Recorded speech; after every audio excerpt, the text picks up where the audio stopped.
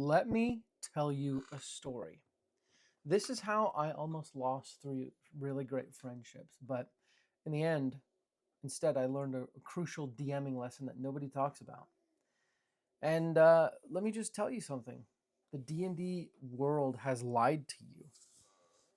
When it comes down to it, scheduling conflicts only come from priority misalignment. If you, as a DM, can align the priorities of yourself and all your players, you can reduce the actual amounts of scheduling conflicts in your group. But wait, Justin, if it was that easy, why doesn't everyone do that? Well, that's because reducing conflicts and playing more are not the same thing.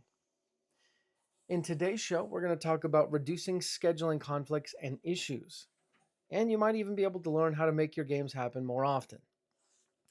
Welcome back to How to Be a Better DM. This is the show for DMs who just can't understand why their players miss games.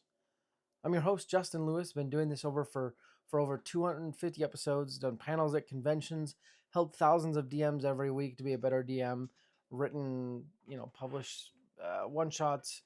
Well, we published one-shots. Anyways, I started today's show introducing a time when I almost lost some friends because of misaligned priorities. When it comes down to it,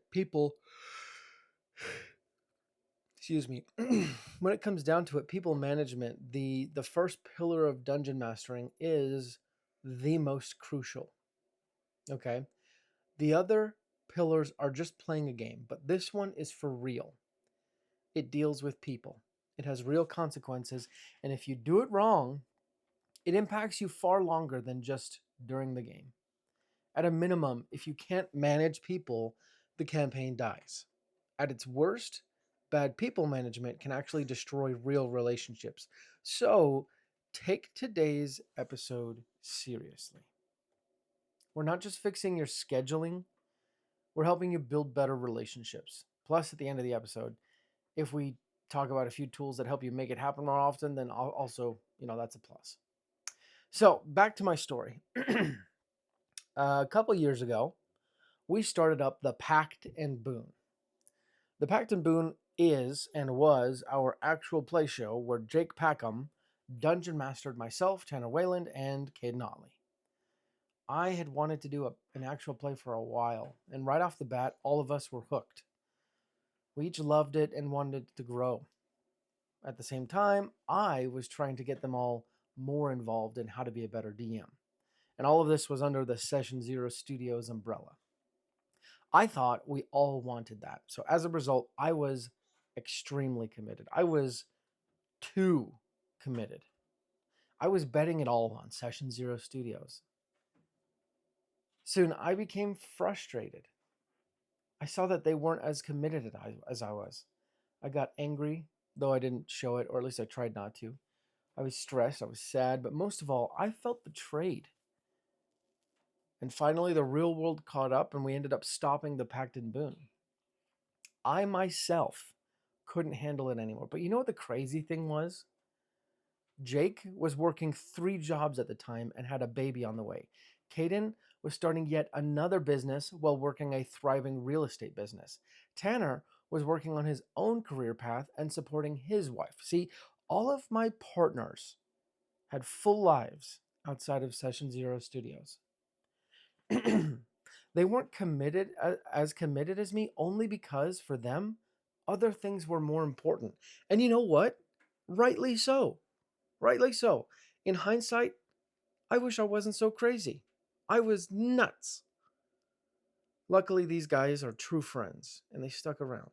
If not for their patience, I would have lost 3 amazing friends because I pushed too hard on something that, frankly, for most of the group, was not the biggest priority.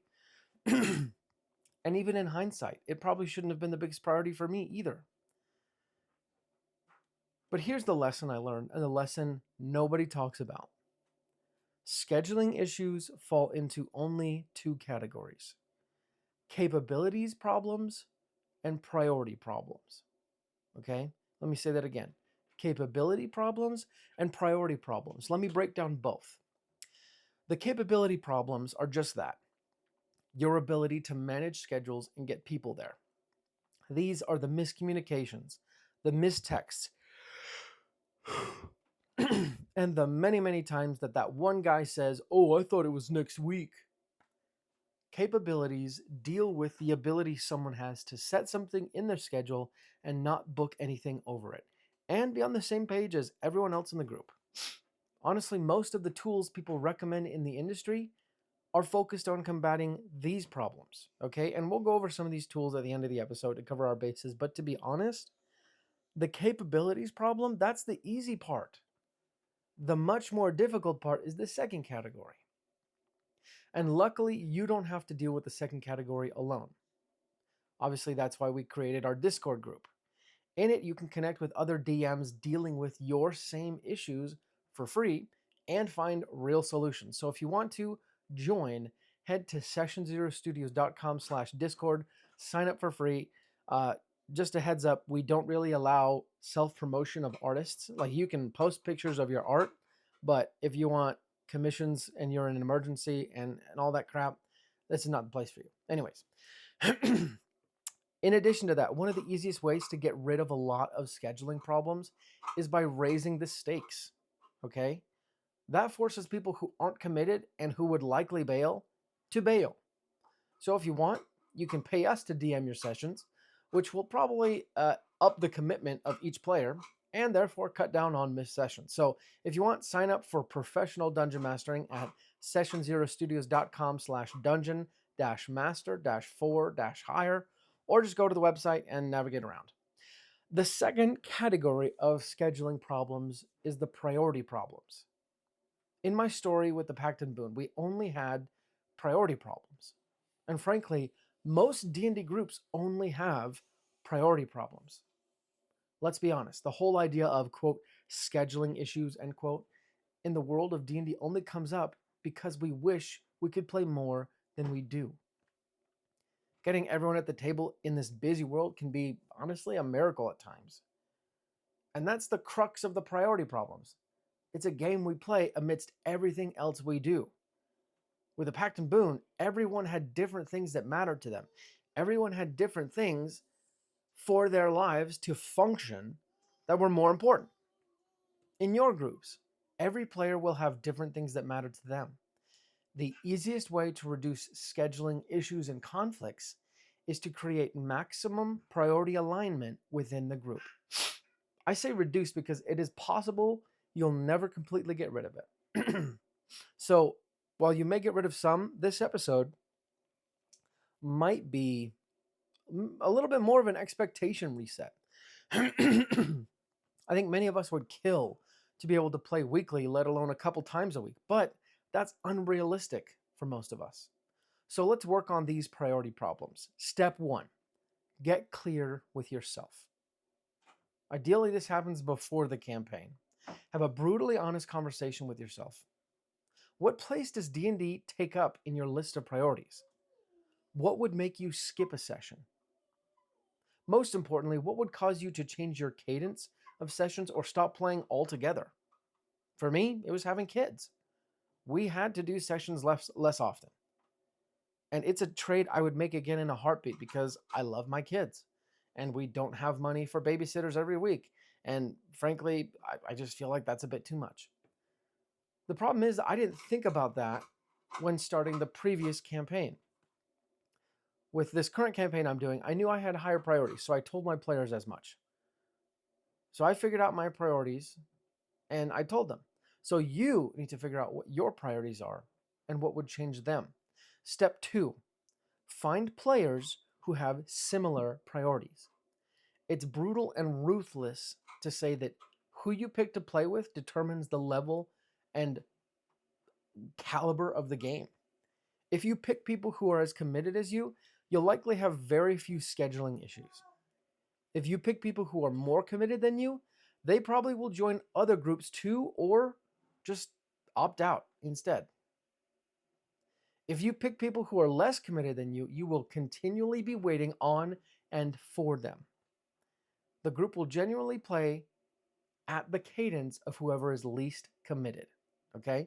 Unless you're okay playing without certain people, which is absolutely fine.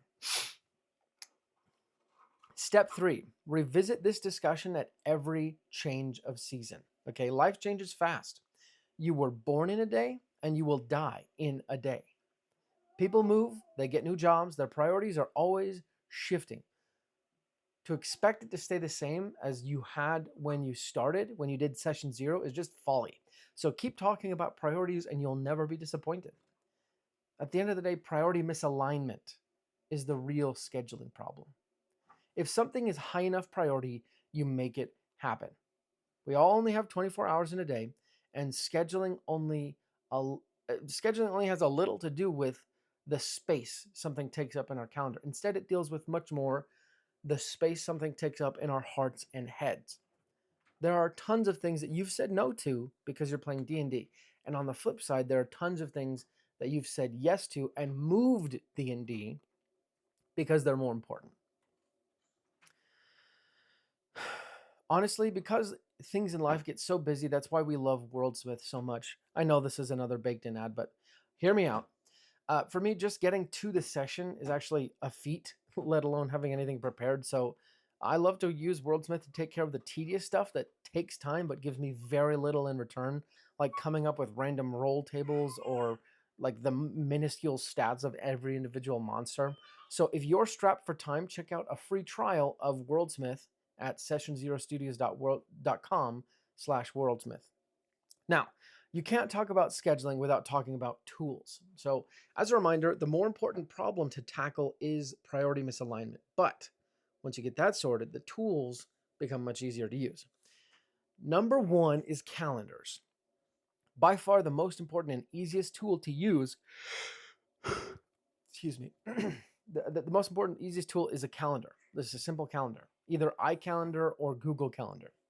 I opt for these two because they are accessible via phone or computer, which for me is a must.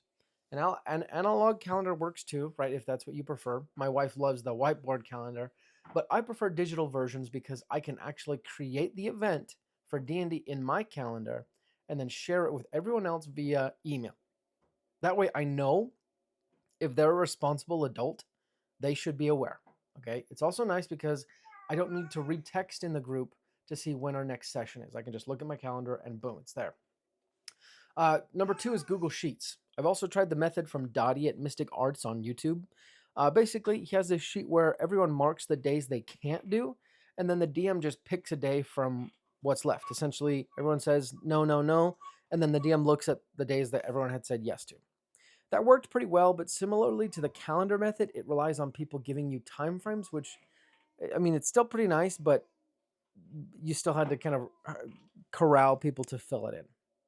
Number 3 is When to Meet. This is a free tool at whentomeet.com, and you essentially pick your event times and then share it with people, and they do the same thing, and then it sort of picks the time based on when everyone's available. Similar to the Google Sheets method, but limited in its use though, and that might be kind of a benefit. So it doesn't have all the bells and whistles.